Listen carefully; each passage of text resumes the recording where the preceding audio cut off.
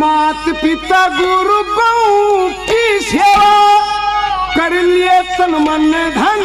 लाके सेवा ते हो पार खेवा देख मेवा खाके पूजा कर संतों की सेवा मोह माया विसरा के